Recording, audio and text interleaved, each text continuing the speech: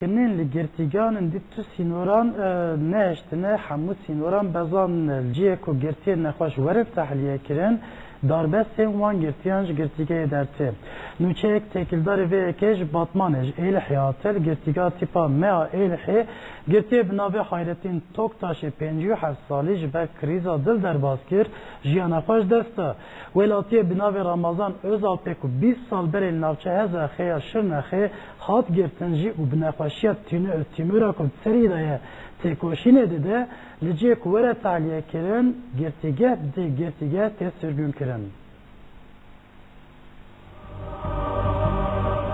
لتواهی girtigen Türkiye 2030 velati girtine. Jivan girtiyan zede pensev girti naxoşin u 263 girti rewşawan pirgirane. Jivan girtiyan jê 47 girti jiber nayên tedavi kirin li ber mirnêne. Di sê salên dawî de 33 girtiyên nexweş yana xweş destan. Herî dawî jî li girtigeha tîpa meya Êlihê Hayrettin Toktaşê 57 salî jiyana xweş desta. Toktaş ekubî iddia endamê rêxistinê hatibû girtin, piştî ewşandin girtigeha tîpa meya Êlihê nexweş ket. Toktaş piştî hate girtin, hefteyek şûnde xirîza dil derbas kir û jiyana xweş desta. Herwiha binpêkirinên li girtîgehan bi hemû hêza xwe li gel mirinan jî dîsa didome. Ramazan Özalpê di sala 1993 de li gundê xirabê şerefeya navçeya Hezexê Şirnexê dema ku li mizgeftên nimêj dikir ji aliyê leşkeran ve hate binçavkirin û hate girtin û ewrê kirin girtîgeha navçeya Midyata Mêrdînê li gel nexweşê jî nayê tedawî kirin. Piştî lêkolînên li nexweşxana Dewletê ya Mêrdînê derkê tolê ku di serê Özalpê tumor heye. Özalp ji bo tumora di serê wî de bêgirtin ameliyat bû û piştî ameliyatê aliyekê wî felç bû. Piştî ameliyatê di kontrolê de careke din tumor mezin bû û bijîşkan xwest ku li nexweşxaneyeke birêk û pêk bê ameliyat kirin. Li ser vê yekê Özalp ji bo dermankirinê zewqê girtîgeha tîpa eya rihayê hate kirin. Birayê Sadık Özalp diyar kir ku li wir dermankirina birayê wî nehate kirin û piştî demeke dirêj dest bi dermankirina wî hate kirin. Li gel raporên nexweşxaneyan jî Özalp vê carê jî sürgünê girtîgeha Amasyayê hate kirin. Malbata Özalp bertek nîşanî biryara sürgüniya Özalp'ta û diyar kir ku ew ji ber rewşa Özalp di nava gumanan de ne.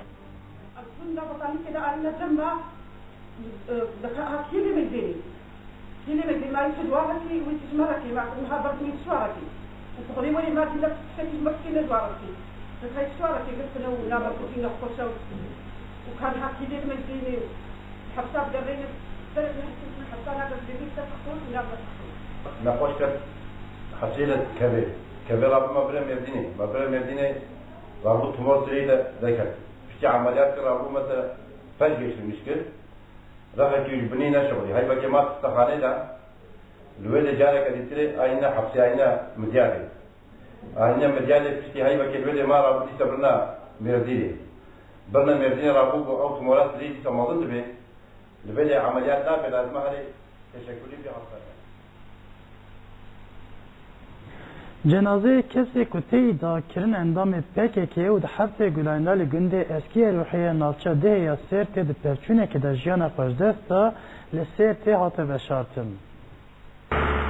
Dosyeriya Komareya Sertej bo cenazeye kese ku di perçûna di heftê Gulanê de li bejahiya navçeya deheya Sertej jiyana xweş desta û tê îda kirin aydê PKK'ye bê defin kirin ji şaredariya Sertê re nivîsan. Di nivîsa dozgeriyê de hate diyar kirin ku di perçûnê de PKK yekê jiyana xweş desta û otopsiya wî hate kirin û xwest ku bê defin kirin. Piştî nivîs gihîştê şaredariyê, rayedarên şaredariyê çûn Morgan nexweşxana Dewletê û cenaze girtin û birin goristana Zevyeyê. Piştî wecîbeyên holî ên cenaze pêkatin, tevî endam û rêveberên rêxistinên saziyên sivîl û welatiyan bi merasîmekê cenaze defin kirin. Serokê rêxistina bê defa Sertê Seracettin Kayran diyar kir ku rojhilata navîn navenda şaristanî û zanistiyê ye lê gelên rojhilata navîn rastî bê hiqûqiyan tên û da zanîn ku Kurd naxwazin cenaze nebên herêmê û necî biçin bajarên Rojava. Almanya Fransa yerle bir etti. Bugün sınır dahi yoktur. Aramızda öyle bir şey yoktur. Bu Gürcistan veya bir daha çağırıyoruz. Artık yeter, bu insanlar ölmesin. Cenaze buradan Bakü'ye gitmesin. Sanmayın ki biz bununla seviniyoruz. Asla. Elem duyuyoruz. Tek temennimiz budur. Artık bu düşmanlıklar bitsin. Bu çatışmalar bitsin. Kardeşiz biz, kardeşiz. Hevserokê BDP Selahattin Demirtaş di koma civîna Partiya Xwe Meclîsê de li ser geşelerên dawî û konkujiya Roboskê rawestiya got Serokwezîr Erdogan bi daxuyaniyên xwe gotinên BDP yên 146 rojin tîne ziman piştaz dike. Erdogan got min jî dîmen temaşe kir û nayzanî ku ew kes kî ne. Yani bêyî ku hûn wan kesan naz bikin ve fermana lêdanê da. Hevserokê giştiyê BDP Selahattin Demirtaş di civîna koma BDP'de li ser pêvajoyê û geşedanên dawî axivê. Vê hefteyê serokê giştiyê Keskê Lamî Özgen û heyeta pêre jî tevlî civîna BDP bûn. Demirtaş di destpêka axaftina xwe de li ser peymana tomarî rawestiya û diyar kir ku girtekan nehlev hatine hatiye îmzekirin û a got Kesk ji ber vê yekê diçe girevê. Dayikên şemiyê her hefte ji bo aqubeta windayan bipirsin, çalekiyên şemiyê pêk tînin. Li Tirkiye pirsgirêka herî mühim pirsgirêka windayan e. Dayîk û malbat bi salan hin çalekiyê niştinê pêk tînin. 10 salin di serdema AKP'de çalekiyan pêk tînin.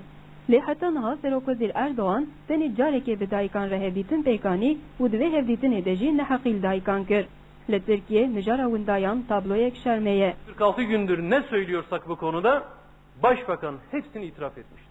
Demirtaş li ser konkujiya Roboskiyê jî rawestiya û da zanîn ku 146 roj derbas bûn lehê jî komkujîronî nebûye. Demirtaş anî ziman ku piştî 146 rojan Serokwezîr daxuyanî da û got min jî dîmen temaşe kir û nayê zanîn ku ew kes kî ne.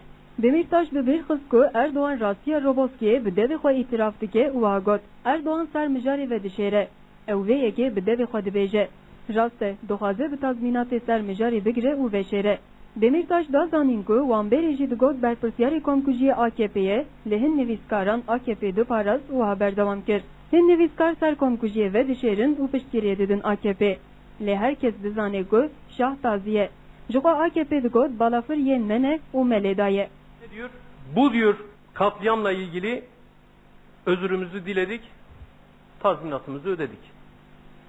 Olayı büyütmeye artık gerek yok, istismara gerek yok. Biz ne diyorduk? AKP bu işin üstünü örtmeye çalışıyor. Bakın Başbakan itiraf ediyor. Demirtaş da zanîn ku li şûna dadgeh biryarê bide berya dadgehê Serokwezîr Erdogan biryarê dide û xwe wekî darazê dibîne. Özür sözcüğü çıkmamış olmasına rağmen Demirtaş da xuyan ku Erdogan dibêje me tazmînat da bila zêde dirêj nekin. Em dipirsin û dibêjin gelo dê karvin ser komkujiyê bigirin û ha got ez bang li Kurdên ku dengê xwe daye AKP dikim. Wejbo AKP birayê wê Roboskiyê bikuje we deng daye. Eger vicdan û merhemeta we hebe hûn jî dêlhemberî vê komkujiyê derkevin û dengê xwe bilind bikin. bu konu istismara gerek yok diyor. Demek ki AKP bu işin üstünü örtmeye çalışıyor. Tezimiz doğruymuş. O masada sivil anayasa, özgürlükçü anayasa yapmak isteyen tek parti BDP'dir. Demirtaş bi bêr xist ku herçend bixwazin ser dosyayê bigirin jî dê destûr nedin ku ser dosyayê bêgirtin û ha got bila hikûmet baş bizanibe ku gel navê Serokwezîr Erdogan li qişlayên leşkeriyê jî bêkirin bê ev komkujî neyê ji bîr kirin û dê her dem di rojevê de be. Demirtaş pak şanser rewşa rojnamevanên girtî û makê qanûnan û xwest rojnamevan serbest bên berdan û diyar kir ku nixaşên AKP ên li ser makê zagonê li dijî rêgezên gerdûnîne. Görmüyor. Böyle ilkesizliklerle anayasa tartışması sürdürülüyorsa biz onları masadan kalkmış sayacağız. Demirtaş bak şanser greva Keskê û a got Tirkiye ji bo sê helîkopteran werbigire milyar dolarek xerc dike lê dema ku mijar dibe mafê karger û karmendan divê ger em zemê zêde bidin dê welatê me bibe wekî Yewnanistan.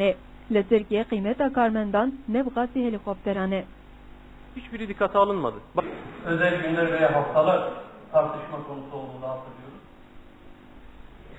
BDP encamnameye civîna Lejneya Rêveberiya Giştiya BDP aşkera kir de encamnameyê de hat dest nîşankirin ku têjîta ser rêberê PKK Abdullah Öcalan operasyonên qirkirina siyasî û geşedanên rojhilata navîn qewmên nayên qebûl kirin. BDP